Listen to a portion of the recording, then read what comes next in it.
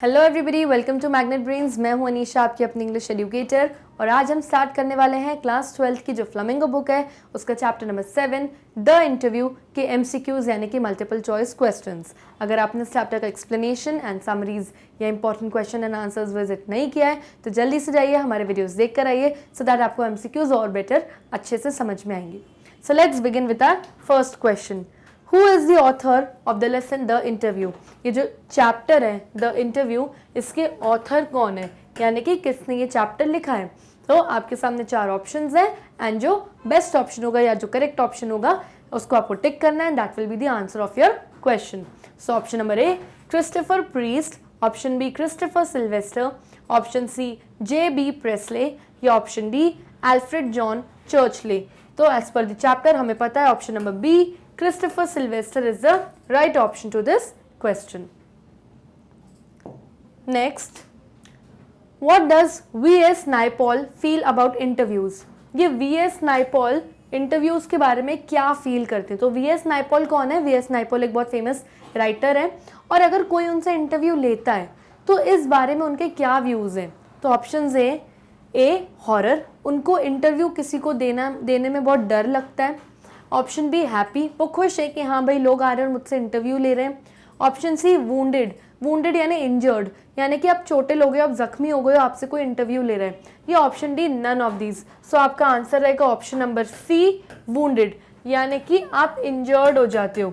तो V.S. नायपॉल का view है कि जब कोई आपसे इंटरव्यू लेता है तो आप इंजर्ड हो जाते हो, यानी कहीं ना कहीं दिल में आपको इंजरी जख्म हो जाता है। क्योंकि जब कोई आपसे इंटरव्यू लेता है तो वो आपसे आपकी लाइफ के पर्सनल क्वेश्चंस, प्राइवेट क्वेश्चंस भी पूछते हैं जो ना चाहते हुए भी मजबूरी में आपको कैमरा के सामने बताने पड़ते हैं। That means you lose a part of your self. आप अपने आप का एक हिस्सा खो देते हो जब आप अपनी लाइफ की कुछ पर्सनल बात एज एन लोगों के सामने इंटरव्यू में बता देते हो। तो वो कहीं ना कहीं आपको अंदर चोट पहुँचाता है, तो आप वूंडेड फील करते हो। तो V.S. नायपॉल के ये व्यूज हैं about interviews. So option number C is the right option to this question. Next, according to an old saying what happens when perceptions are made about a person. एक पुरानी कहावत है कि अगर आप किसी इंसान के बारे में परसेप्शन बनाते हो, यानी कि उसके बारे में कोई विचारधारा बनाते हो कि हाँ ये पर्टिकुलर पर्सन ऐसा है या ये ऐसा ऐसा करता है, तो इससे क्या होता है, इससे इंसान की लाइफ पे क्या फ़र्क पड़ता है। तो ऑप्शंस है ए पर्सन फील्स हैप्पी, जब आप इंसान के बारे में कुछ भी परसेप्शन बनाते हो कि हाँ ये तो ऐसा ही इंसान है जबकि वो ऐसा नहीं होता, तो वो इंसान हैप्पी फील करता है। तो obviously no, he doesn't feel happy. Person becomes popular, आप किसी इंसान के बारे में कोई परसेप्शन बना रहे हो तो वो इंसान पॉपुलर हो जाएगा। ज़रूरी नहीं है, कभी कभी आप इंसान के बारे में नेगेटिव परसेप्शन भी बना देते हो इंटरव्यूज़ की वजह से, तो वो पॉपुलर हो जाता है लेकिन नेगेटिव तरीके से उसकी इमेज बिगड़ जाती है दुनिया के सामने। तो ये भी ऑप्शन नहीं होगा। पर्सन फील्स इरिटेटेड, इंसान इरिटेट हो जाता है अगर आप उसके बारे में परसेप्शन बनाते हो। तो क्यों इरिटेट होगा अगर आप पॉजिटिव परसेप्शन बना रहे हो, तो ये ऑप्शन भी नहीं होगा। The original identity of a soul is lost, yes this is the answer. क्यों ये आंसर है? क्योंकि लोग बोलते हैं कि अगर आप किसी का इंटरव्यू देखते हो तो उसमें जिस तरीके से इंसान अपने जेस्चर्स करता है या जो भी बोलता है, तो जो ऑडियंस होती है वो उस इंसान के बारे में वैसे परसेप्शन बना लेती है, वैसी विचारधारा बना लेती है। अब ज़रूरी थोड़ी है कि जैसा उसने इंटरव्यू दिया वो इंसान भी वैसा ही हो सकता है उस टाइम पे उसने बोल दिया, बट रियलिटी में वो इंसान ऐसा नहीं है। तो इंटरव्यू से आप इंसान के अंदर से उसकी पर्सनल इन्फॉर्मेशन भी निकालते हो, जिसकी वजह से वो इंसान अपनी ओरिजिनल आइडेंटिटी खो बैठता है, अपनी सोल, उसकी आत्मा कहीं ना कहीं खो जाती है। यानी जो उसकी रियल ओरिजिनल पर्सनैलिटी है वो दुनिया के सामने आ नहीं पाती और लोग कुछ और परसेप्शन बना लेते हैं उसके बारे में। तो इससे इंसान अपना पार्ट खो बैठता है, यानी part of a soul is lost from a person. So option number D is the right option to this question. Next, how does Umberto Eco find so much time to write so much? Umberto Eco कौन है? Umberto Eco एक बहुत famous writer है, novelist है, novels लिखते हैं। तो ये जो है राइटिंग भी करते हैं, नॉवेल्स भी लिखते हैं, फिक्शंस भी लिखते हैं, चिल्ड्रंस वर्क भी लिखते हैं, काफ़ी सारा काम लिखते हैं और काफ़ी सारी चीज़ें लिखते हैं। तो इनको इतना सारा टाइम कहाँ से मिल रहा है ये सारा लिखने के लिए? तो यूजुअली ये अपनी लाइफ में जितना भी फ्री टाइम है वो उसको बहुत यूज़ करते हैं और यूटिलाइज करते हैं, अपना टाइम को वेस्ट नहीं करते हैं, इस वजह से अपने फ्री टाइम में कुछ भी लिख देते हैं एंड वो बहुत फेमस हो जाता है। ओके, सो ऑप्शंस है यूजिंग अर्ली मॉर्निंग टाइम, ये पर्टिकुलरली सुबह अर्ली मॉर्निंग का टाइम यूज़ करते हैं अपना काम करने के लिए। तो ऐसा ज़रूरी नहीं कि सिर्फ वो अर्ली मॉर्निंग का ही टाइम यूज़ करते हैं, इनको पूरे दिन में से जब टाइम मिल जाए वो टाइम यूज़ कर लेते हैं। यूजिंग इज ऑफिस टाइम, ये ऑफिस टाइम यूज़ करते हैं अपना, ऑफिस टाइम यूज़ नहीं करते क्योंकि ये अकेडमिशियन भी है, यानी कि एक प्रोफेसर भी है। लिखने के साथ साथ ये अपना मेन काम इनका प्रोफेसर होने का है, अकेडमिशियन है, तो ये अपना वो ऑफिस का टाइम यूज़ करते हैं लिखने के लिए? नहीं, उस टाइम पे वो अपना पढ़ाते हैं स्टूडेंट्स को। यूजिंग इज फैमिली टाइम, अपना फैमिली के साथ स्पेंड करने वाला टाइम को कट करके उसमें ये लोग ये अपना राइटिंग्स लिखते हैं, इसलिए इनको इतना टाइम मिल रहा है। तो ऐसा कुछ नहीं है, वो अपना प्रॉपर फैमिली टाइम भी स्पेंड करते हैं। यूजिंग एम्प्टी स्पेसेस, यानी कि free time, like waiting for somebody, break time, तो ये ऑप्शन राइट ऑप्शन है, एम्प्टी स्पेसेस। अम्बर्टो इको कहते हैं कि भाई मैं अपना जितना भी फ्री टाइम है यानी एम्प्टी स्पेसेस, जितनी भी मेरे टाइम में जितनी भी मेरी लाइफ में खाली टाइम है, जितना मैं उसको यूज़ करता हूँ ना, इस वजह से मैं इतना सारा लिख पाता हूँ। अदरवाइज जैसे 24 घंटे भगवान ने आपको दिए, एग्जैक्टली 24 आवर्स वो मुझे भी मिले हुए हैं, लेकिन मैं अपना टाइम नहीं वेस्ट करता, मैं सब कुछ करता हूँ। लेकिन जब भी मेरे पास एम्प्टी स्पेसेस या फ्री टाइम होता है तो मैं ज़रूर उसे यूटिलाइज़ करता हूँ और लिखता हूँ। फॉर एग्जाम्पल अगर मैंने बोला है, अगर मुझे कोई ब्रेक टाइम मिला है और मेरे पास उस टाइम कुछ काम नहीं है तो मैं कुछ लिखूंगा, यूटिलाइज करूंगा इस टाइम को।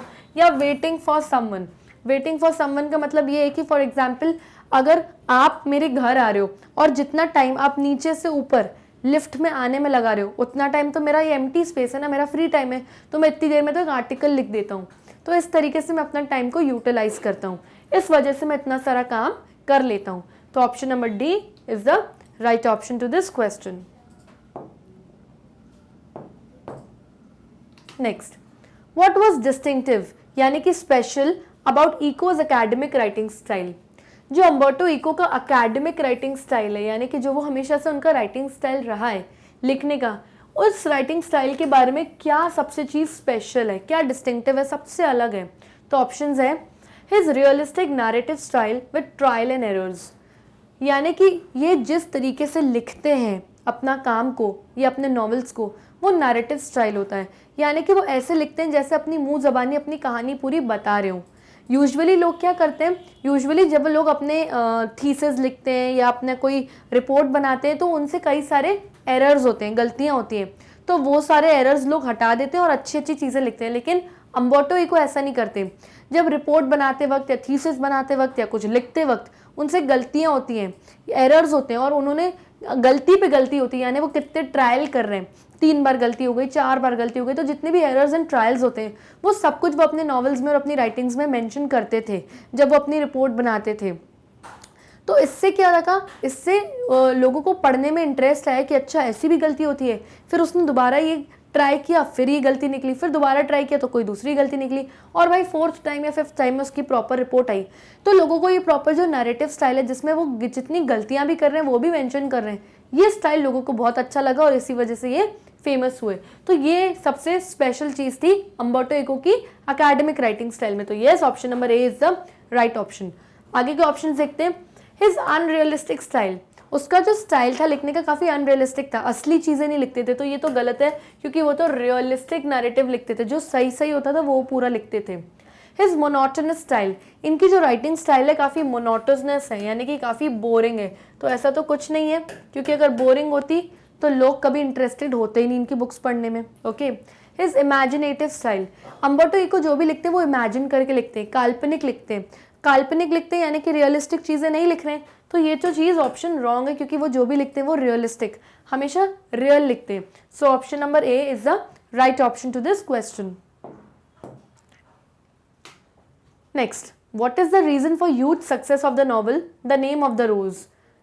सबसे सक्सेसफुल नॉवल जो अम्बर्टो इको की थी, जिसकी वजह से वो काफ़ी फेमस हुए थे, वो थी द नेम ऑफ द रोज। अब ये बुक इतनी ज़्यादा सक्सेसफुल क्यों हुई, 10 मिलियन कॉपीज इस बुक की क्यों सेल हो गई? क्योंकि ऑप्शंस है, क्योंकि बहुत मिस्टिक है, यानी काफ़ी मिस्ट्री भरी हुई है इस नॉवल में, काफ़ी रहस्यवादी है ये नॉवल। ऑप्शन नंबर बी, इसमें मेटाफिजिक्स के बारे में और मिडाइवल हिस्ट्री पीरियड भी यूज़ हुई है। मेटाफिजिक्स एक साइंस का टर्म है, ये पढ़ाई है जिसके बारे में उन्होंने द नेम ऑफ द रोज में यूज़ किया, और यस यूज़ किया है। मिडाइवल हिस्ट्री क्या होती है? 3 तरीके की हिस्ट्री होती है। एक होती है सबसे पुरानी प्री हिस्ट्री, एक मिडाइवल हिस्ट्री यानी जो मिडिल एज की हिस्ट्री थी, और अभी की जो हिस्ट्री यानी कि मॉडर्न हिस्ट्री। तो जो मिडाइवल हिस्ट्री है उन सब से रिलेटेड भी उन्होंने काफ़ी कुछ मेंशन किया है अपनी नॉवल में। तो यस, ये 2 चीज़ें उन्होंने मेंशन की है अपनी नॉवल में। Third, detective style.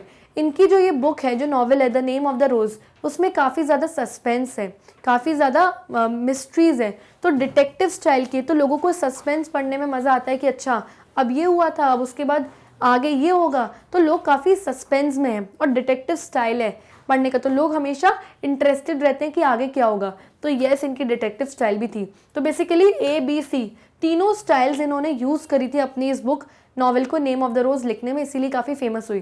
तो option number D, all of these will be the answer of this question. So option D, all of these is the right option. Next, what are some of the positive traits of interview? Interview conduct करने के positive traits क्या है? यानी कि कुछ लोग interviews को positive समझते हैं कि हाँ इंटरव्यू हमसे कोई ले रहा है तो अच्छी बात है, कुछ लोग नेगेटिव समझते हैं कि नहीं इंटरव्यूज हमसे नहीं लेने चाहिए। तो पॉजिटिव चीज़ें क्या है इंटरव्यूज लेने की लोगों से? तो ऑप्शंस हैं, brings out the truth and gives vivid impression of contemporaries. जब आप किसी से इंटरव्यू लेते हो तो उनके अंदर से आप ट्रुथ यानी सच्चाई बाहर निकालते हो, और आपको एक विविड इंप्रेशन मिलता है, यानी कि एक काफ़ी ज़्यादा इंप्रेशन या पता चलता है अपने कंटेम्प्रेरीज के बारे में। कंटेम्प्रेरीज वो लोग होते हैं जो इस वक्त आपके साथ होते हैं, यानी कि आपके एज के लोग, आपके साथ काम करने वाले लोग, उन्हें आप कंटेम्प्रेरीज कहते हो। सो आपको अपने साथ काम करने वाले लोग या अपनी एज के, अपनी एरा के जो लोग हैं उनके बारे में आपको काफ़ी पता चलता है, और उनके अंदर से आपको काफ़ी सारी चीज़ों की ट्रुथ यानी सच्चाई पता चलती है। तो यस, ये एक पॉजिटिव चीज़ है इंटरव्यू के बारे में। Next, helps finding hidden talents. जब आप लोगों से इंटरव्यू लेते हो तो आपको उनके अंदर छिपे हुए उनके हिडन टैलेंट्स के बारे में भी पता चलता है कि अच्छा आपको ये भी आता है, आपको ये भी आता है। तो लोगों से जब हम पूछते हैं तब वो बताते हैं, खुद तो बताते नहीं फिरेंगे। तो यस, इंटरव्यू से हमको लोगों के हिडन टैलेंट्स भी पता चलते हैं। Useful medium of communication. Interview एक बहुत यूजफुल मीडियम है, एक यूजफुल तरीका है जिससे आप लोगों से कम्युनिकेट कर सकते हो, बातचीत कर सकते हो, और आपको लोगों से उसमें से इन्फॉर्मेशन मिलती है। तो यस, ये भी सही बात है। तो ये तीनों ऑप्शंस करेक्ट हैं और पॉजिटिव ट्रेट्स हैं इंटरव्यू के बारे में। So option number D, all of these is the right option to this question. Okay, option D. Next, why do most celebrity do not like being interviewed? बहुत सारे celebrities हैं, actors हैं, इन लोगों को इंटरव्यूड होना यानी इन लोगों को बिल्कुल नहीं अच्छा लगता कि कोई आए और हमसे इंटरव्यू ले। तो उनको ऐसा क्यों नहीं अच्छा लगता? तो ऑप्शंस हैं, दे डोंट लाइक जर्नलिस्ट। इन लोगों को जर्नलिस्ट ही पसंद नहीं है, तो ऐसा कुछ नहीं कि इनको जर्नलिस्ट पसंद नहीं है। Unjustified intrusion in their lifes. इनको लगता है कि हमारी ज़िंदगी में बेवजह का इंट्रूजन हो रहा है, यानी कि बेवजह का इंटरफियरेंस हो रहा है, हमसे ज़बरदस्ती हमारे प्राइवेट लाइफ के वो क्वेश्चंस पूछे जा रहे हैं जिनको बताने में हम इंटरेस्टेड नहीं है। ये अनजस्टिफाइड है, यानी कि ये न्याय नहीं है हमारे साथ कि हम बताना नहीं चाहते, फिर भी ज़बरदस्ती जर्नलिस्ट और रिपोर्टर्स हमारे पीछे घूम रहे हैं इंटरव्यू लेने के लिए। तो yes, this can be an option. Their privacy is hurt. उनकी प्राइवेसी हर्ट हो जाती है कि भाई हमें नहीं बतानी हमारी प्राइवेट बात, तभी भी आप हमसे पूछ रहे हो। ये option D, none of these. तो नन ऑफ दीज तो नहीं हो सकता क्योंकि डेफिनेटली आंसर बी या सी में से होगा। अब आप कंफ्यूज हो रहे होंगे कि बी या सी में से।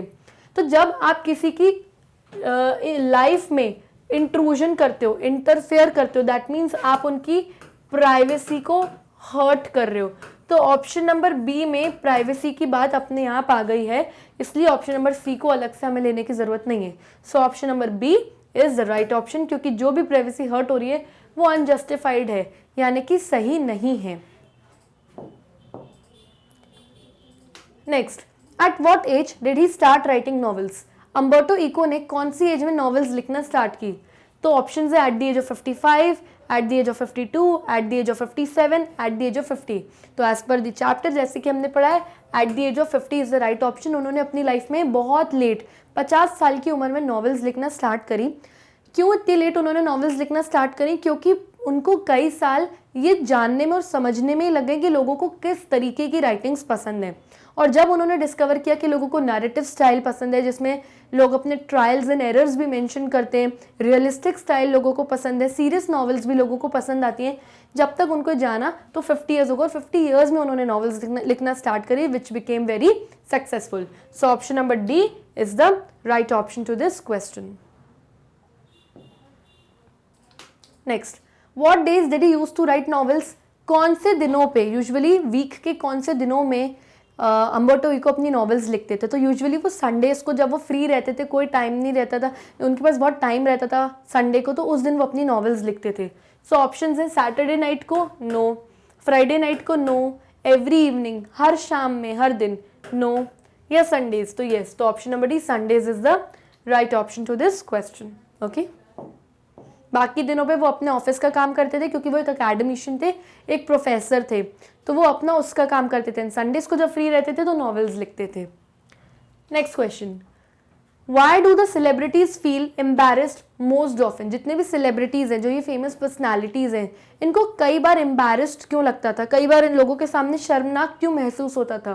तो ऑप्शंस हैं because of question attacks during the interview, क्योंकि जब भी कई बार ऐसा होता था कि इंटरव्यू लेते वक्त जो इंटरव्यूअर है, जो उनसे इंटरव्यूज ले रहा है, वो उनके ऊपर क्वेश्चन अटैक्स करता था, यानी कि कई बार ऐसे क्वेश्चंस कि उन पे अटैक कर देता था कि जिनका आंसर वो नहीं देना चाहते, या शायद पब्लिक के सामने या दुनिया के सामने नहीं देना चाहते, और मजबूरन उनको वो देने पड़ते थे कैमरा के सामने, तो इसलिए वो काफ़ी ज़्यादा एम्बैरस फील करते थे। तो येस, यू कैन से कि this option is correct. Next, because of interviewers gestures, क्योंकि जो इंटरव्यूअर है, जो इंसान इंटरव्यू उनसे ले रहा है, वो जेस्टर्स, अलग अलग हाव भाव दिखा रहा है उनके सामने, तो वो एम्बैरस फील हो रहे हैं। तो ऐसा तो नहीं है, वो डायरेक्टली क्वेश्चंस पूछते हैं। बिकॉज ऑफ इंटरव्यूअर्स अपीयरेंस, क्योंकि इंटरव्यूअर बहुत अजीब सा अतरंगी अपीयरेंस करके आया है, इस वजह से उनको एम्बैरस लगता था। नो, ऐसा भी नहीं था, और नन ऑफ द अबव नहीं होगा, क्योंकि हमें आंसर मिल गया विच इज ऑप्शन नंबर ए, कि जबरदस्ती के क्वेश्चंस पूछे जाते थे उनसे, अननेसेसरी क्वेश्चंस उनकी पर्सनल लाइफ के बारे में, जो वो सुन के काफ़ी एम्बैरस्ड हो जाते थे और उनको ना चाह के भी इनके आंसर्स देने पड़ते थे। तो option A is the right option. Next, what do you understand by the expression thumb prints on his wind pipe? Chapter में एक एक्सप्रेशन, एक लाइन यूज हुई है कि thumb prints on the wind pipe. इसका ये मतलब होता है कि जब आपकी उंगलियों के निशान आपकी विंड पाइप यानी गले पे किसी का गला दबाओ तो गले पे छप जाते हैं ये थंब प्रिंट्स, उससे हम कहते हैं कि thumb prints on your wind pipe. तो जब आपकी गला कोई दबाते तो आपको बहुत चोकिंग फील होता है, ऐसा लगता है कि हमें सांस नहीं आ रही और हम बस परेशान हो रहे हैं, मर जाएंगे क्योंकि हमारा गला कोई दबा रहा है। तो कुछ बड़े बड़े राइटर्स एंड सेलिब्रिटीज़ का ये कहना है कि अगर हमसे कोई इंटरव्यू लेता है तो हमें ऐसी फीलिंग आती है कि हमारे विंड पाइप पे थंब प्रिंट आ गए, यानी किसी ने हमारा गला दबा दिया और हम चोक हो रहे हैं, हम सांस नहीं ले पा रहे। यानी कि कभी कभी इंटरव्यूअर्स ऐसे क्वेश्चंस हमसे पूछ लेते हैं कि हमारा गला चोक हो जाता है, हम जवाब ही नहीं दे पाते कि हम इस क्वेश्चन का क्या जवाब दें। तो इतना ज़्यादा हमें डिफ़िकल्टी और प्रॉब्लम और ट्रबल फील होता है जब इंटरव्यूअर्स हमसे ऐसे क्वेश्चंस पूछते हैं। तो ये मतलब है इस एक्सप्रेशन का। तो ऑप्शन है creating excessive pressure on the throat, इसका मतलब ये है कि आपके थ्रोट पे, आपके गले पे कोई प्रेशर डाल रहा है, तो नहीं, इसका एग्जैक्टली ये मतलब नहीं है। इस एक्सप्रेशन का मतलब डिफरेंट निकलता है। Creating excessive pressure on vocal cords, आपके वोकल कॉर्ड्स यानी कि जो आपके गले में अंदर जो कॉर्ड्स होते हैं जिसकी वजह से साउंड निकलता है, आप उसको लार्निक्स भी कहते हो, साउंड बॉक्स, उस पर कोई प्रेशर डाल रहा है, कोई गला दबा रहा है आपका? नो, ऐसा नहीं है। Creating excessive pressure and tension for someone, जब आप किसी के ऊपर बहुत ज़्यादा प्रेशर डाल देते हो क्वेश्चंस का और उस वजह से लोगों को टेंशन होती है और चोकिंग फील होता है, उसे कहते हैं thumb prints on the wind pipe. और ऐसा ही फील होता है कई बार जब इंटरव्यूज इस तरीके के स्टूपिड क्वेश्चंस या प्राइवेट क्वेश्चंस पूछ लेते हैं सेलिब्रिटीज से। नन ऑफ द अबव नहीं होगा क्योंकि हमें आंसर मिल गया which is option number C. Next question, what is an interview? ये इंटरव्यू होता क्या है? तो ऑप्शंस है a medium of talking to the people, एक ऐसा जरिया जिसमें आप लोगों से बात करते हो। Be a medium to spread rumours, एक ऐसा जरिया जिसमें आप लोगों के बारे में रूमर्स फैलाते हो यानी अफवाहें फैलाते हो। तो ऑब्वियसली नो, आप अफवाहें तो नहीं फैलाओगे। A medium to be the talk of the town, एक ऐसा मीडियम जिसमें आप टॉक ऑफ द टाउन कर रहे हो, यानी कि आप लोगों से बातचीत कर रहे हो और शहर की खबर बन जा रही है वो। A medium of interaction and introspection, तो yes, this can be an option that is option number D, एक ऐसा जरिया जिसमें आप लोगों से इंटरैक्ट कर रहे हो। और इंट्रोस्पेक्शन, इंट्रोस्पेक्शन का मतलब सोच समझ के आंसर जब आप दे रहे हो, तो जब आप लोगों से इंटरव्यू ले रहे हो तो यानी कि आप उनसे इंटरेक्शन कर रहे हो, बातचीत कर रहे हो, एंड जो इंटरव्यूई है यानी जो सेलिब्रिटी आपको आंसर्स दे रहा है आपके क्वेश्चंस का, वो इंट्रोस्पेक्ट कर रहा है, यानी कि जो मुंह में आया नहीं बोल रहा है, क्वेश्चन का सोच समझ के आंसर दे रहा है कि मुझे कैसे आंसर देना है सबके सामने। तो yes, option number D is the right option to this question. Next, explain Dennis Brain's statement. Almost everything of moment reaches us through one man asking questions of others. तो डेनिस ब्रेन एक बहुत बड़े writer हैं और वो कहते हैं कि हमसे, कि अगर कोई किसी से इंटरव्यू ले रहा है, एक आदमी, वन मैन मीन्स एक आदमी जो इंटरव्यूअर है, अगर वो क्वेश्चंस पूछ रहा है दूसरों से, तो जो भी उस सामने वाले ने आंसर दिया, हमें उसी मोमेंट, उसी समय हमें वो सारे आंसर्स पता चल जाते हैं और सुनाई आ जाते हैं। क्यों? क्योंकि इंटरव्यू में आप कितने सारे लोगों से इंटरव्यू लेते हो तो उनके बारे में हमें एक ही बार में पता चल जाता है। तो हमें ये स्टेटमेंट एक्सप्लेन करनी है कि स्टेटमेंट का मतलब क्या है। तो ऑप्शंस हैं, the interviewer has the power. इसका ये मतलब है कि इंटरव्यूअर में, जो इंसान इंटरव्यू ले रहा है उसमें इतनी पावर है कि वो एक वक्त पे, एक समय पर, एक ही टाइम पे वो इंटरव्यू के बारे में जो भी इंफॉर्मेशन है सब दुनिया तक पहुंचा सकता है। यस, इंटरव्यूअर के पास पावर तो है उसकी जॉब की। द इंटरव्यूअर हैज स्टेटस, उसके पास वो स्टेटस है, वो जॉब पोजीशन है जिसमें वो ये पोजीशन होल्ड करता है कि वो किसी सेलिब्रिटी से क्वेश्चन पूछे और सेलिब्रिटी को उसका आंसर देना भी पड़ता है, तो वो ये स्टेटस, वो ये पोजीशन होल्ड करता है। यस, ये भी आंसर हो सकता है। The interview can elicit the truth and has the power to influence. Interviewer के पास इतनी पावर होती है कि वो इंटरव्यूई के अंदर से ट्रुथ एलिसिट करके, यानी निकाल के बाहर ले आए उनके अंदर से सच्चाई, और उसके अंदर इतनी पावर होती है कि वो दुनिया को इन्फ्लुएंस करे, अपने क्वेश्चंस ऐसे पूछेगा कि उसको पता है कि मुझे एक्सपेक्टेड ये आंसर मिलेगा इंटरव्यूई द्वारा, तो वो दुनिया को क्या करेगा, इन्फ्लुएंस कर सकता है, यानी कि पॉजिटिवली या नेगेटिवली उसको जैसे इन्फ्लुएंस करना है वो कर सकता है। तो यस, इंटरव्यूअर में इतनी पावर होती है। तो option number D, all of these can be the right option to this question. So option D is the right option. Next, what do his works for children speak about? अब Umberto Eco जो children के ऊपर काम लिखते हैं, अच्छा जो children के ऊपर नॉवेल्स एंड बुक्स लिखते हैं, उसमें वो क्या दर्शाते हैं, क्या बताते हैं? तो ऑप्शंस है, हिज पैशन फॉर चिल्ड्रन, की बच्चों के लिए उनका पैशन बहुत है कि उनको बच्चों के बारे में ही लिखना है, तो ऐसा तो कुछ नहीं है कि वो हर टाइप की सीरियस नॉवेल्स भी लिखते हैं।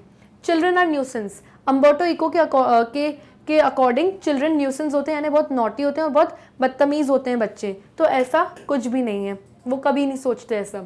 Children love to be happy, बच्चों को खुश रहना बहुत पसंद है, यस पसंद है, लेकिन ये चीज़ उन्होंने कभी अपने चिल्ड्रन वर्क्स के द्वारा नहीं बताई।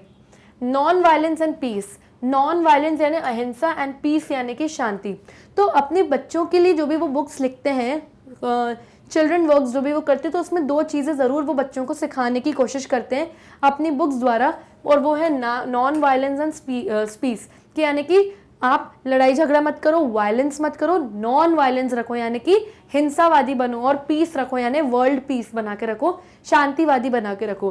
तो ये दो चीज़ें उन्होंने अपनी बुक्स द्वारा एक्सप्लेन की बच्चों को। तो option number D is the right option.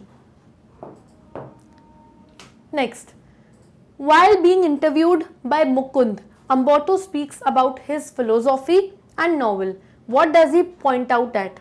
जब मुकुंद पद्म भाषण, इस पर्सन ने, इस इंटरव्यूअर ने अम्बर्टो इको का इंटरव्यू लिया, तो इसमें अम्बर्टो ने अपनी फिलोसॉफी के बारे में और अपनी नॉवेल्स के बारे में बताया मुकुंद को, और किस चीज़ पे उन्होंने पॉइंट आउट किया, किस चीज़ को उन्होंने हाईलाइट किया अपने इंटरव्यू में। तो ऑप्शंस हैं, ही लव्स राइटिंग, कि उनको लिखना बहुत पसंद है, तो ऑब्वियसली वो राइटर है तो लिखना तो पसंद ही होगा, इस चीज़ पे पॉइंट आउट करने की उनको ज़रूरत नहीं है। He loves to be in spotlight, उनको स्पॉटलाइट, लाइमलाइट में रहना बहुत पसंद है कि लोगों से उनको हमेशा अटेंशन मिलती रहे, तो ऐसा तो कुछ नहीं उन्होंने पॉइंट आउट करके बताया। At the universe and it's workings, उन्होंने इस यूनिवर्स के बारे में और यूनिवर्स में चीज़ें काम कैसे करती हैं इसके बारे में बताया, ऐसा तो कुछ नहीं बताया था उन्होंने, लेकिन इससे रिलेटेड उन्होंने ये बताया था at empty spaces in the universe, उनको हम इंटरस्टाइसिस कहते हैं। तो यस, ये चीज़ उन्होंने पॉइंट आउट करी थी और बताई थी।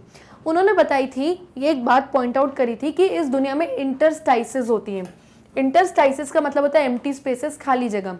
वो कहते हैं इस पूरी दुनिया में, इस पूरे ब्रह्मांड में से जितनी भी खाली जगह है, अगर आप उसको हटा दो, सिर्फ चीज़ों को पास पास कर दो और खाली जगह हटा दो, तो ये दुनिया हमारे फिस्ट जितनी, हमारी मुट्ठी जितनी होगी, इससे ज़्यादा इस दुनिया में जगह नहीं है। तो इस बात का कहने का उनका ये मतलब था कि इस दुनिया में बहुत ज़्यादा फ्री टाइम है, बहुत ज़्यादा खाली जगह है, और हमें ये एम्प्टी स्पेसेस, ये फ्री टाइम को वेस्ट नहीं करना चाहिए। तो ये उन्होंने पॉइंट आउट करी थी बात अपने इंटरव्यू में। So option number D is the right option to this question. Okay, next, how many novels has Umberto written? तो अम्बर्टो इको ने अपनी लाइफ में आज तक कितने नॉवेल्स लिखे? तो ऑप्शन है 10, 8, 15 या 5। तो ऑप्शन है option number D, that means 5। उन्होंने सिर्फ 5 नॉवेल्स लिखी हैं अपनी लाइफ में आज तक। Next, what facts are being showcased in the interview held between Eco and Padmanabhan? तो मुकुंद पद्मनाभन ने एक इंटरव्यू लिया था अम्बर्टो इको से। तो इस इंटरव्यू में कौन से फैक्ट्स, कौन सी ऐसी सच्चाइयाँ शोकास हुई, यानी दुनिया के सामने आई? तो ऑप्शंस है, he takes pride in being an academician, a university professor first. तो ये चीज़ फैक्ट सामने आई अम्बर्टो के बारे में कि वो एक अकेडमिशियन है, यानी कि एक प्रोफेसर है, और उनको प्राइड, अपने ऊपर गर्व है कि वो पहले एक अकेडमिशियन और फिर एक राइटर है। उनका हमेशा से मेन काम एज एन अकेडमिशियन रहेगा और उसके बाद वो राइटर कहलाना पसंद करेंगे। तो ये एक चीज़ उन्होंने बताई थी अपने इंटरव्यू में। Next, being a novelist is a secondary thing for him. Yes, कि नॉवेल्स लिखना मेरे लिए हमेशा सेकेंडरी होगा, मेरा मेन काम एज अ प्रोफेसर था और हमेशा मैं वही रहूँगा। मैं तो जब संडेज को फ्री होता हूँ तब मैं नॉवेल्स लिखता हूँ। तो नॉवेल्स लिखना हमेशा मेरे लिए सेकेंडरी काम रहेगा। सबसे पहला काम मेरा एकेडमिक या प्रोफेसरी से रिलेटेड जो भी काम होगा वही प्राइमरी रहेगा। तो यस, ये बात सही थी। Uses is free time for writing novels. वो नॉवेल्स लिखना हमेशा अपने फ्री टाइम या संडेज को प्रेफर करते हैं, अदरवाइज पूरे वीक वो अपने ऑफिस का या अपने प्रोफेसर, अपनी यूनिवर्सिटी का ही काम करते हैं। तो यस, ये बात भी सही बताई थी उन्होंने अपने खुद के बारे में। तो ये तीनों फैक्ट्स हमको पता चले अम्बर्टो इको के द्वारा उनके इंटरव्यू में। तो yes, option number D, all of these is the right option to this question. Next, what ideas do you form of Umberto's personality after his interview with Mukund? जब मुकुंद के साथ इंटरव्यू हुआ Umberto Eco का, तो आपको क्या अम्बर्टो इको की personality के बारे में पता चलता है कि अम्बर्टो इको किस टाइप के इंसान है? तो ऑप्शंस है, he is a very rigid person, बहुत रिजिड इंसान है कि नहीं मुझे तो यही करना है, ऐसा बिल्कुल भी नहीं था, क्योंकि वो अकेडमिशियन थे ही थे, साथ में वो अपनी नॉवेल्स भी लिखते थे, राइटिंग्स भी करते थे, तो वो रिजिड नहीं थे। अब बोस्टफुल एंड एरोगेंट, इंटरव्यू के बाद हमें यह पता चलता है कि अम्बर्टो बहुत बोस्टफुल यानी अपनी खुद की तारीफ करने वाले और बहुत एरोगेंट टाइप के इंसान थे। तो ऐसा बिल्कुल भी नहीं था, वो तो बहुत डाउन टू अर्थ थे, अच्छे से बात कर रहे थे। एन इल्यूजनरी पर्सन, एक ऐसा पर्सन जो लाइफ को इल्यूजन वे में देखता है, जो सच नहीं है उसको वैसा दिखता है कि हाँ ये सच्चाई है, तो ऐसा कुछ भी नहीं है, वो हर चीज़ प्रैक्टिकली सोच समझ के लिखते हैं। Next, an academician with philosophical and ethical interest, वो एक अकेडमिशियन है यानी कि एक प्रोफेसर है जो यूनिवर्सिटी में पढ़ाते हैं और उनकी फिलोसॉफिकल इंटरेस्ट है यानी फिलोसॉफी में बिलीव करते हैं, और उनके एथिकल इंटरेस्ट भी हैं यानी कि he knows what is right and wrong in this world, moral and immoral चीज़ों में वो समझते हैं, क्योंकि बच्चों के लिए जो वो बुक लिख रहे हैं उसमें वो बता रहे हैं कि लाइफ में हमेशा नॉन वायलेंस एंड पीस को फॉलो करना, तो हमें पता चलता है कि उनके एथिकल इंटरेस्ट भी हैं। Okay, so option number D is the right option to this question. Next, Why did Umberto start writing novels? Umberto तो एक अकेडमिशियन है लेकिन फिर भी उन्होंने नॉवेल्स लिखना क्यों स्टार्ट करी? तो ऑप्शंस है, टू अवेल एन अपॉर्चुनिटी, क्योंकि उनके सामने एक अपॉर्चुनिटी थी कि आप नॉवेलिस्ट बन सकते हो, नॉवेल्स लिखो, तो इस अपॉर्चुनिटी को अवेल करना था, उन्हें ग्रैब करना था, इसीलिए ऐसा तो कुछ नहीं था। To be in limelight, limelight यानी उनको स्पॉटलाइट में होना था, फेमस बनना था, इसलिए नॉवेल्स लिखना स्टार्ट किया? नहीं, वो तो ऑलरेडी बहुत फेमस प्रोफेसर थे। टू शेयर हिज व्यूज़, दुनिया के सामने उनको अपने व्यूज़, अपने विचार शेयर करने थे, इसलिए उन्होंने अपनी नॉवेल्स लिखना स्टार्ट करी? No. To make best use of his empty spaces, yes this is the right option. Empty spaces का मतलब होता है फ्री टाइम, तो जब भी उनके पास फ्री टाइम होता था संडेज को, या जब भी वो फ्री बैठे रहते थे तब वो इस टाइम को यूटिलाइज करते थे और नॉवेल्स लिखते थे। एंड बाय चांस उनकी नॉवेल्स फेमस हो गई, जिसमें से उनकी सबसे फेमस नॉवेल थी द नेम ऑफ द रोज़। तो उनको अपने फ्री टाइम का बेस्ट यूज़ करना था उनको वेस्ट नहीं करना था अपना इस टाइम और इसलिए उन्होंने नॉवेल्स लिखना स्टार्ट करी. So option number D is the right option to this question. Next, according to Umberto, what will happen to the world if we eliminate empty spaces from the universe? तो Umberto Eco के according अगर इस दुनिया में से जितनी भी empty spaces, जितनी भी खाली जगहें, अगर उन सबको हम हटा देंगे तो क्या होगा? तो ये होगा कि दुनिया सिर्फ हमारे फिस्ट, हमारी मुट्ठी जितनी होगी, अदरवाइज इसमें बाकी सारी जगह स्पेस है, खाली है. तो ऑप्शंस है, the world will become beautiful, दुनिया बहुत सुंदर बन जाएगी. तो ऐसा कुछ नहीं, क्योंकि दुनिया तो ऑलरेडी बहुत सुंदर है. The world will be completely आज़, दुनिया पूरी हमारी हो जाएगी. तो ऐसा तो कुछ भी नहीं है, मतलब एम्प्टी स्पेसेस हटा दो तो दुनिया आपकी हो जाएगी, ऐसा तो कुछ नहीं है. The world will shrink and will become as big as a fist, ये पूरी दुनिया जो है श्रिंक हो जाएगी और ये पूरी दुनिया हमारी फिस्ट, हमारी मुट्ठी जितनी हो जाएगी. तो यस, ये चीज़ उन्होंने बताई थी अपने इंटरव्यू में. The world will be round, ये दुनिया राउंड हो जाएगा. तो ये तो ऑप्शन गलत है क्योंकि दुनिया ऑलरेडी राउंड शेप में है. तो option number C is the right option to this question. तो ये बात कहने का क्या मतलब था अम्बर्टो इको का? तो अम्बर्टो इको का ये बात कहने का ये मतलब था कि इस दुनिया में इतनी एम्प्टी स्पेसेस, इतनी खाली जगह है कि अगर आप जितनी एम्प्टी स्पेसेस एलिमिनेट कर दोगे, हटा दोगे, तो दुनिया सिर्फ हमारी मुट्ठी जितनी होगी. उसी तरह हमारी लाइव्स में भी बहुत सारा एम्प्टी स्पेस है, यानी बहुत सारा फ्री टाइम है. अगर आप इस फ्री टाइम को यूज़ करोगे तो आप बहुत कुछ कर सकते हो अपनी लाइफ में. इसीलिए उन्होंने ये बात कही थी. So option C is the right option to this question. Next, Why does Eco call the success of his book a mystery? Umberto Eco की जो बुक थी the name of the rose, वो बहुत खतरनाक सक्सेसफुल हुई थी. 10 million copies उसकी cell हो चुकी थी. तो वो बोलते हैं कि जो मेरी बुक की सक्सेस है ये एक मिस्ट्री है, रहस्य है. उनको आज तक नहीं पता चला कि उनकी ये बुक इतनी ज़्यादा सक्सेसफुल क्यों हो गई, क्योंकि उनसे पहले भी कई सारे लोगों ने इस तरीके की सीरियस नॉवेल्स लिखी हैं जिसमें मिडाइवल हिस्ट्री के बारे में मेंशन है, लेकिन उनको आज तक समझ नहीं आता कि मेरी बुक इतनी सक्सेसफुल क्यों हुई. तो ऑप्शंस है, बिकॉज ऑफ इट सक्सेस, क्योंकि बुक इतनी सक्सेसफुल हो गई थी इसलिए उन्हें पता नहीं था कि मेरी बुक क्यों सक्सेसफुल हुई. तो ये ऑप्शन तो कुछ भी है, not this option. Because of its popularity, क्योंकि उनकी बुक इतनी पॉपुलर हो गई कि उन्हें पता ही नहीं चला कि मेरी बुक सक्सेसफुल क्यों हुई. तो ऐसा भी कुछ नहीं था. बिकॉज ऑफ मैनी फैक्टर्स, बहुत सारे रीजंस थे, ऐसा भी कुछ नहीं था. Because of many factors and many other books were written on the same medieval period. इसीलिए समझ में नहीं आ रहा था अम्बर्टो इको को कि बहुत सारे रीजंस हैं मेरी बुक के सक्सेसफुल होने के जो मैं नहीं जानता, क्योंकि मुझसे पहले भी बहुत सारे लोगों ने medieval history and medieval time के बारे में लिखा हुआ है, ऐसी सीरियस नॉवेल्स लिखी हैं, मैंने भी वैसे लिखी, बट मेरी बुक इतनी सक्सेसफुल क्यों हुई, क्यों 10 मिलियन कॉपीज सेल हो गई मेरी बुक के, मुझे नहीं पता. तो ये चीज़ उनके लिए मिस्ट्री है. तो उनको बेसिकली ऐसा लगता है कि शायद मेरी बुक रिलीज़ करने की टाइमिंग बहुत अच्छी है, मैंने सही टाइम पे बुक रिलीज़ करी है और इसी वजह से शायद मेरी बुक इतनी फेमस हो गई, इतनी पॉपुलर हो गई. So option number D is the right option to this question. Next question, what was Lewis Carroll's opinion of interviews and autographs? Lewis Carroll एक बहुत बड़े राइटर है, इन्होंने एलिस इन वंडरलैंड लिखी हुई है. तो लेविस कैरल के क्या ओपिनियन था, क्या सोच थी इंटरव्यूज के बारे में और ऑटोग्राफ्स के बारे में, कि जब बेसिकली लेविस कैरल को बहुत हॉरर था, बहुत डर था कि कोई मुझसे इंटरव्यू ना ले, ना ही कोई मुझसे ऑटोग्राफ ले. जब भी उनसे कोई इंटरव्यू लेने आता था, कोई ऑटोग्राफ लेने आता था, तो वो इतना डरते थे कि वो उस जगह को छोड़ देते थे, उस जगह से चले जाते थे. उनको बिल्कुल पसंद नहीं था इंटरव्यूज देना. तो ऑप्शंस हैं, उनको वंडर, उनको बहुत हैरानी लगती थी जब उनसे कोई इंटरव्यू लेने आता था.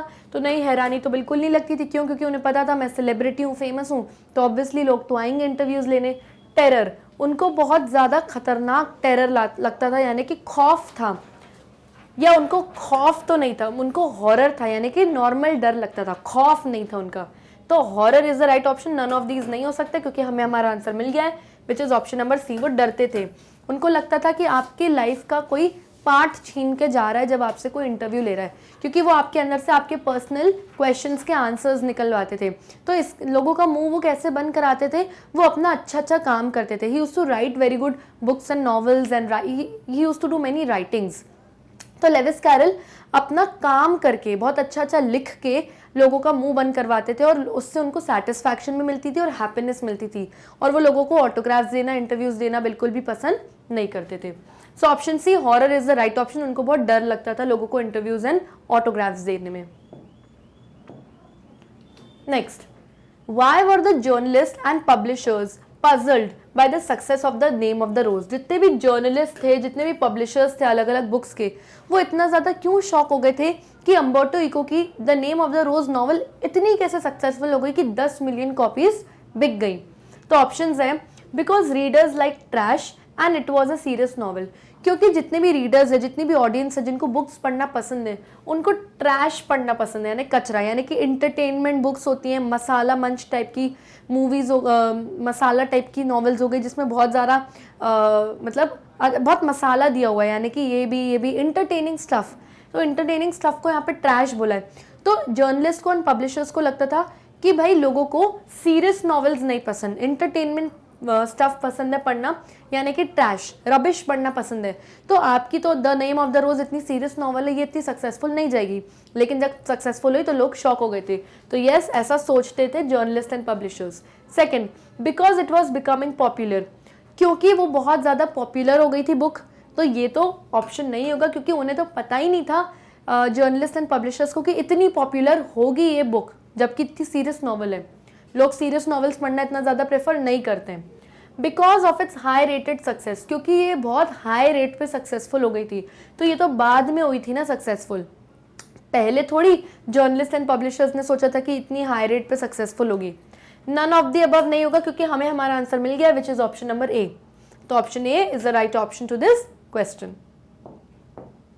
Next, What do Rudyard Kipling and his wife express about the interviews? Rudyard Kipling एक बहुत बड़े राइटर हैं और उनकी वाइफ जिसका नाम है कैरोलिन, इन दोनों के क्या व्यूज थे इंटरव्यूज के बारे में और इन्होंने क्या बोला था कि अगर कोई इंटरव्यू ले तो कैसा इनको फील होता है? तो ऑप्शंस हैं, इमोरल, इनको लगता था कि इंटरव्यूज जब हमसे कोई लेता है तो इमोरल, ये बहुत गलत है। जितनी किसी को गुनाह करने की सज़ा मिलनी चाहिए, एग्जैक्टली उस इंसान को भी वैसी ही पनिशमेंट, वैसी ही सज़ा मिलनी चाहिए जो किसी से इंटरव्यू ले रहा है ज़बरदस्ती। तो यस, इमोरल वो कहते थे। हम इस पर एक डॉट लगा लेते हैं क्योंकि अभी एक और ऑप्शन हमें देखने, ये ऑप्शन हो सकता है। नॉट गुड, उनको लगता था इंटरव्यू लेना अच्छी बात नहीं है, तो ठीक है वो इमोरल में ही आ गया। वेरी बैड, वो भी इमोरल में ही आ गया। Immoral and offensive crime against person, yes this is the option. तो ये वाला ऑप्शन हम कैंसिल कर देते हैं क्योंकि इमोरल वाली बात जो है इस ऑप्शन डी में भी आ गई है।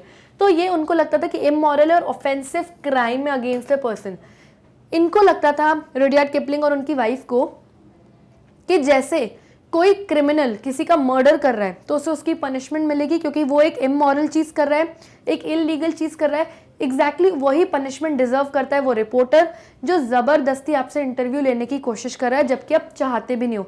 ये ऑफेंसिव है, यानी ये हम नहीं चाहते और हमसे ज़बरदस्ती हो रहा है, तो ये होता है। तो इन लोगों को भी ये इंटरव्यूज देना बिल्कुल पसंद नहीं था। तो option number D is the right option to this question.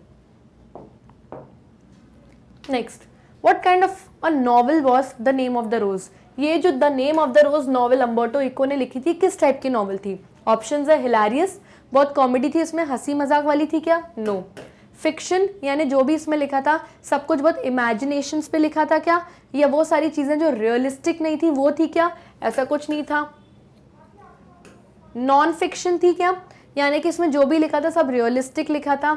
Yes, इसमें रियलिस्टिक चीज़ें थी। अ सीरियस वन, यानी कि ये चीज़ पे बार बार फोकस करा गया है चैप्टर में कि जो द नेम ऑफ द रोज थी वो काफ़ी सीरियस नॉवल थी जिसमें काफ़ी मिस्ट्रीज भी थी। तो यस, वो एक सीरियस नॉवल है। तो option number D is the right option to this question. So children, here we come to the end of this session. I hope आपको ये चैप्टर के सारे एमसीक्यूज अच्छे से समझ में आए होंगे। आप चाहें तो हमारे वीडियोस यूट्यूब पर भी देख सकते हैं और अगर यूट्यूब पर नहीं मिल रहे हैं तो गूगल पे जाइए, हमारी वेबसाइट का नाम डालिए विच इज़ magnetbrains.com। जैसे आप वेबसाइट का नाम डालेंगे इस तरीके से एक पेज आपके सामने आ जाएगा जहाँ सारी क्लासेस मेंशन है, class 12th, 11th, 10th, 9th and so on. For example, आपको क्लास 12th की इंग्लिश वीडियोस देखनी है तो आप क्लास 12th पे क्लिक करिए। जैसे ही आप क्लिक करेंगे आपके सामने list of all the teachers आ जाएंगे जो अपने रिस्पेक्टिव सब्जेक्ट्स लेते हैं क्लास 12th में, और ये ऑप्शन है इंग्लिश का जो कि मैं लेती हूँ। तो जब आप इस पर क्लिक करेंगे तो इस तरीके से आपके सामने list of all the videos, lectures आ जाएंगे जो हमने सारे अब तक कवर कर लिए। फॉर एग्जाम्पल, आपको द इंटरव्यू के कोई वीडियोस देखने, एक्सप्लेनेशन वीडियोस देखने, तो आप उस पर क्लिक करिए और जैसे ही आप क्लिक करेंगे तो इस तरीके से मेरा वीडियो आपके सामने प्ले होना स्टार्ट हो जाएगा। सो आई होप बच्चों आपको समझ में आ गया होगा कि अगर यूट्यूब पे आपको वीडियोस इजीली नहीं मिल रहे तो आपको वेबसाइट से इजीली आप कैसे एक्सेस कर सकते हो। और एक चीज़ आपको बिल्कुल नहीं भूलनी, वो ये है, do not forget to like, subscribe and share our YouTube channel. तब तक लिए stay safe and bye bye.